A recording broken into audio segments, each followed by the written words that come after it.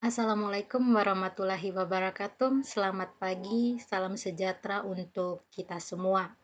Pada kali ini saya akan mempresentasikan hasil judul skripsi saya dan bab satu saya pada kali ini. Ah, untuk sebelumnya saya memperkenalkan diri dulu. Perkenalkan, nama saya Seli Marcelina Arfan, NIM 2018 520 067. Baik, seperti yang tertera pada layar tersebut, untuk judul skripsi saya adalah pengaruh penambahan pasir terhadap tingkat kepadatan dan daya dukung tanah lempung lunak.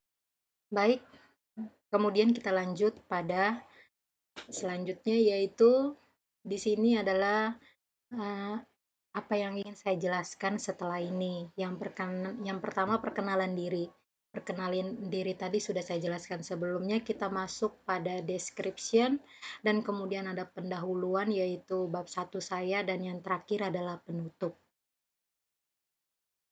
Untuk description kali ini, dari kata kuncinya itu pasir, tanah lempung lunak, dan daya dukung. Baik, kita masuk pada description-nya. Permasalahan akan kekuatan dan ketahanan tanah merupakan salah satu hal yang sangat perlu diperhatikan dalam suatu perencanaan dan pekerjaan suatu konstruksi bangunan sipil. Hal ini dikarenakan tanah yang dimaksud berfungsi sebagai media yang menahan beban atau aksi dari konstruksi yang dibangun di atasnya. Stabilisasi menggunakan bahan pasir merupakan salah satu cara untuk memenuhi kebutuhan kekuatan yang diperlukan. Perubahan cuaca dan suhu di lapangan merupakan faktor yang menjadikan tanah tidak stabil. Jenis tanah yang distabilisasi adalah lempung lunak. Penelitian ini rencananya dilakukan menggunakan campuran pasir dengan variasi campuran sebanyak 5%, 10%, dan 15%.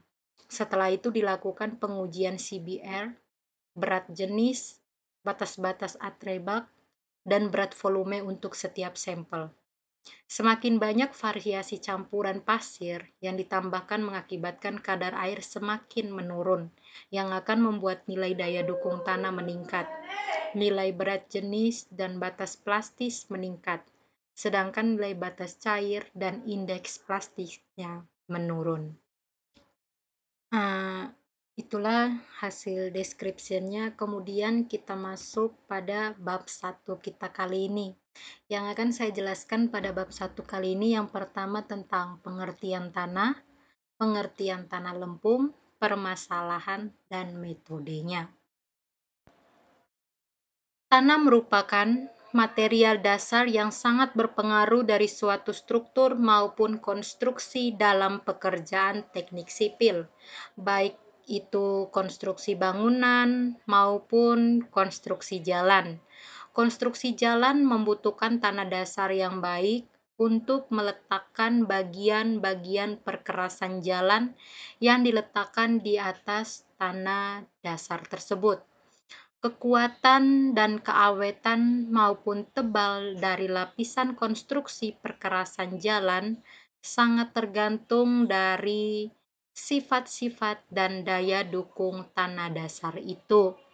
Salah satu persoalan yang mungkin dihadapi oleh para perencana dan pelaksana pembangunan, khususnya untuk sebuah pembangunan perkerasan jalan, adalah cara menangani tanah atau bahan yang buruk agar dapat digunakan sebagai bahan perkerasan. Pada umumnya, suatu pembangunan konstruksi di Indonesia berada di atas tanah lempung. Tanah lempung merupakan tanah berbutir halus, koloidal, yang tersusun dari mineral-mineral yang dapat mengembang. Tanah lempung pada umumnya merupakan material dasar yang buruk.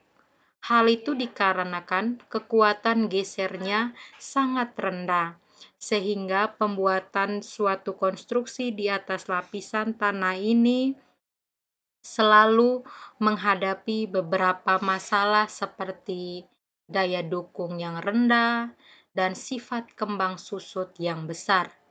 Berbagai macam metode pun dilakukan, dari metode tradisional sampai metode modern. Metode tradisional seperti tanah ditumbuk secara konvensional menambahkan pada tanah rusak tersebut tanah yang baik, batu pasir, ataupun kayu yang seadanya pada permukaan secara vertikal. Metode modern seperti melakukan perbaikan tanah dengan cara mekanis, dengan perkuatan secara hidrolis, dan dengan menambahkan bahan kimia. Untuk mengatasi hal ini, diperlukan alternatif penanganan yang tersedia, antara lain dengan menggunakan teknologi stabilisasi tanah. Kemudian kita masuk pada yang pembahasan saya yang terakhir di bab 1, yaitu tentang metode penelitian, metode yang akan saya ambil nanti. Rencananya adalah pengambilan sampel, kemudian peralatannya nanti benda uji, metode pencampuran sampel tanah dengan pasir, dan pelaksanaan penguji. Saya akan menjelaskan sedikit. Untuk pengambilan sampelnya nanti, sampel tanah yang diambil meliputi tanah terganggu, yaitu tanah yang telah terjamah atau sudah tidak alami lagi, yang telah terganggu oleh lingkungan luar, dan tanah tidak terganggu, yaitu tanah yang belum terjamah atau masih alami, tidak terganggu oleh lingkungan luar. Akan tetapi, dalam penelitian ini mungkin cukup dengan pengambilan sampel dengan cara disrupt soil atau tanah terganggu. Sampel tanah ini diambil di beberapa titik pada lokasi pengambilan sampel menggunakan cangkul sedalam 50 cm. Hal ini dilakukan agar membuang tanah-tanah yang mengandung humus dan akar-akar tanaman. Sampel tanah yang diambil merupakan sampel tanah yang mewakili tanah di lokasi pengambilan sampel. Kemudian kita masuk pada penutupnya. Oke, baik. Mungkin itu saja yang bisa saya jelaskan pada bab 1 kali ini. Selebihnya akan saya jelaskan kembali jika saya sudah menyelesaikan semuanya. Dan terima kasih sebelumnya kepada Ibu Dian Nurfi yang telah memberikan tugas, yaitu mengumpulkan PPT dan mengumpulkan laporan skripsi bab 1.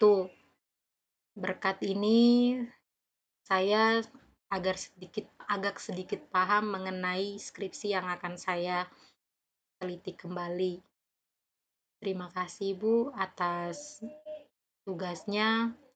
Mohon maaf jika ada salah kata dalam presentasi saya kali ini, dan terima kasih.